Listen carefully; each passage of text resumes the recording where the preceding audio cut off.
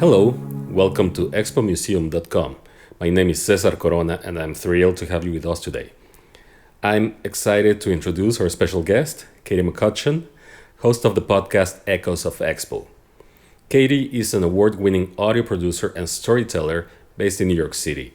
She specializes in podcasts and audio experiences for renowned institutions like the Guggenheim and the Whitney.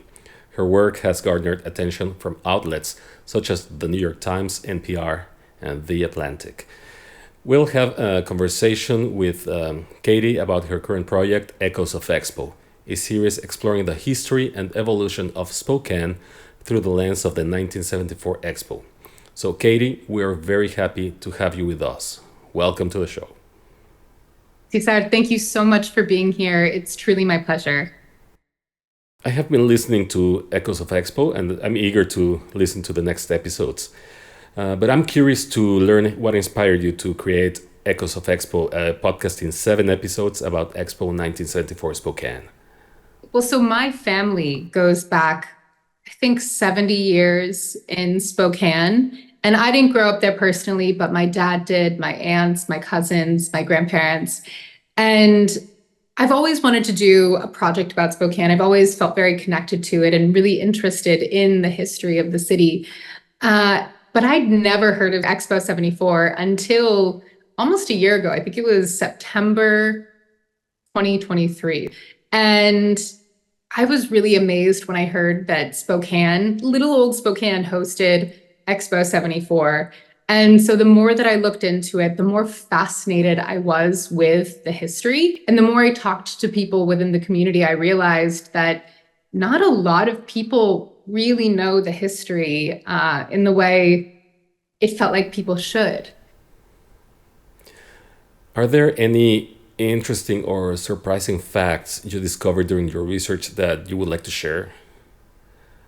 The thing that really stood out to me is that, and we're in 2024, and climate change, environmentalism is on top of everyone's mind.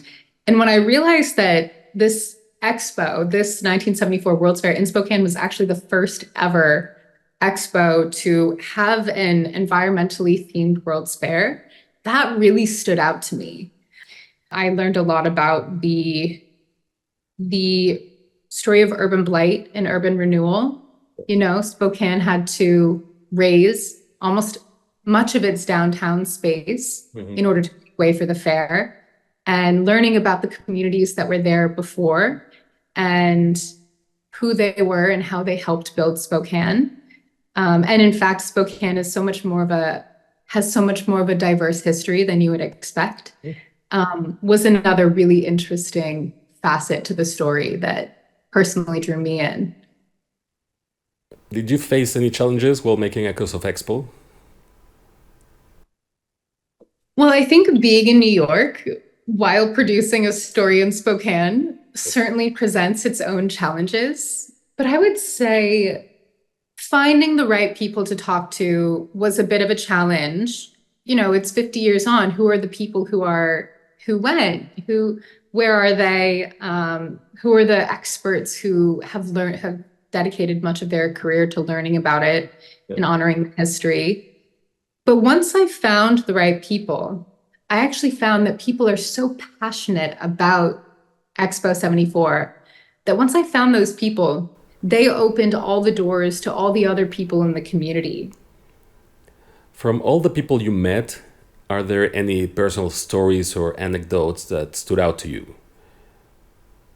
One of our central characters is a man named Ken Cato, who was one of the last children. Now he's, I think, in his 50s or 60s, but he was one of the last children to grow up in an area called Trent Alley, which was the hub of the Chinese American, Japanese American diasporas in Spokane. And these communities really built much of Spokane. They were the ones who were actually building the railroads and contributing to these extractive industries that helped fuel Spokane as a sort of powerhouse, an industrial powerhouse back in the early 1900s. And he was a child there in 1950s, right when it was going downhill.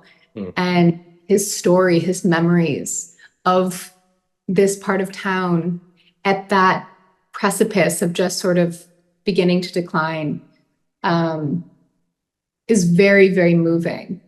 And I think those are the stories that you remember. That's the stuff that sticks with you. And we also have in episode 6, which isn't out yet, which will be coming out soon, we have some personal stories from Margot Hill and Warren Saylor, who are both members of the Spokane tribal community. Episode 6 is about the Spokane tribal relationship to the river that has endured over 10,000 years. Yes. And are really the community that has been so fiercely protective of the river. And so we have some personal stories in that episode too, which I think are very special. Talking about impact, how did Expo 1974 Spokane impact both immediately and long term the city? In the immediate term, I think that Spokane's entire landscape, the entire landscape of downtown Spokane changed drastically with Expo 74. You have much of this downtown area being completely razed. And also you have this river that you speak about, the Spokane River, that runs through the center of the city. And it is spectacular. It is a spectacular river that has these roaring, thunderous waterfalls right through the center. And at the time, before Expo, these waterfalls were completely covered by railroad trestles, by industry, timber. Everything was just polluting this river. And actually, a lot of people who lived in the city kind of forgot that it was there because you had to go under these dirty layers of dirty trestles to even see the river. It wasn't a centerpiece at all. Downtown was not a destination. And when Expo came in and revitalized the entire area, rebuilt all of downtown, that changed everything. And so what you also have happening is you have business owners who are trying to take advantage of the millions of people that are going to come in. And so they're building businesses around it as well. And suddenly downtown Spokane becomes a destination. And it's still thriving to this day. It's a really beautiful downtown with so much going on. And now the river is the centerpiece. It's the heart of the heart of the city. I think long term, what Expo has done is culturally, it's changed the mindset of, I think, a lot of Spokanites. It's allowed the people to feel connected to their environment. People go out every day and enjoy the gorgeous nature surrounding the city. And Spokane does think of themselves as a pretty green, environmentally city now. In Echoes of Expo, you covered many sides of Expo 1974 Spokane. But if there was one message or takeaway you hope your listeners get from this podcast, what would it be? I would say the power of community and the power of an idea, even if that idea feels totally impossible, totally outlandish. I mean, at the time, Spokane was the smallest city ever to host a World's Fair. And when it had this idea of wanting to host a World's Fair, it was in a totally dire state. The downtown was dying. The city was diminishing.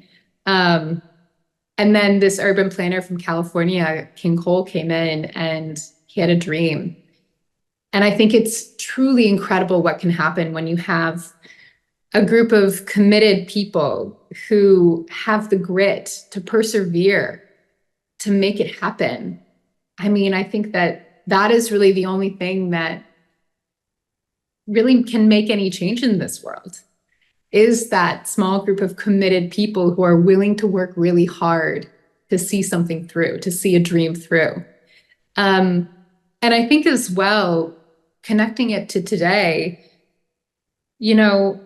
if we have an idea, especially thinking environmentally, it's really easy to feel overwhelmed by the state of the world and feeling like we might not have an impact or we don't have the power to create lasting change. But I think the story of Expo 74 is truly a perfect example of when you have an idea and you make it happen, and then that impact ripples out, and we're not actually seeing the true effect of it until 50 years later, where we're still cleaning the river, we're still protecting the river. Right now, the Spokane tribe is and their partners around the city are going through large efforts to reintroduce salmon into the river, which, this river used to be full of salmon, and then because of dams, because of pollution, they all died. And so now they're trying to get it back to the natural state. And this wouldn't have been possible if Expo had not come in and totally changed the entire dynamics around environmental awareness and just the way that the city operates with its resources. As you were talking about the local Spokane community, how has the response been from those who have listened to Echoes of Expo? People have really loved it. I get feedback all the time that people are, even Spokanites who have lived there almost their whole lives, they're learning something new with every episode, which is music to my ears. That's sort of the goal. Yeah. And I think ultimately the goal is not only to inspire people about what's possible, but with Spokanites, it's to feel connected to their city. I think you need people I think it's important to love where you live. And I think it's important to understand the history of where you live so that you can make informed and passionate decisions and actions going forward in order to care for your city. And so it's been really exciting to hear that there's been positive reactions. Katie, where can our audience listen to Echoes of Expo? Yeah, you can go to echoesofexpo.com. There's a website specifically for the show that gives you more information. And you can also look at the participants, the interviewees. There are about 20 folks that I've interviewed for this project. And also, if you just want to go straight to Apple Podcast or Spotify or anywhere you get your podcasts, it'll be there. So, and if you like it, leave a review, comment, whatever you want to say. We'd love to hear your feedback. I will leave very positive feedback. I have learned a lot, and I'm looking forward to listening to the next episodes. And I'm actually re-listening to some episodes because it's really interesting and illuminating to learn about Expo 1974 Spokane and its impact on the city and the people 50 years after. So, Katie, I want to thank you very much for being with us today. I hope that people enjoy it. I mean, this was really a passion project, driven by a love of a city and a curiosity about a World's Fair. And I hope people can feel that if they listen to it. And I want to invite our audience to check out Echoes of Expo and stay connected with us at expomuseum.com. My name is Cesar Corona, and I wish you a wonderful day ahead. See you soon.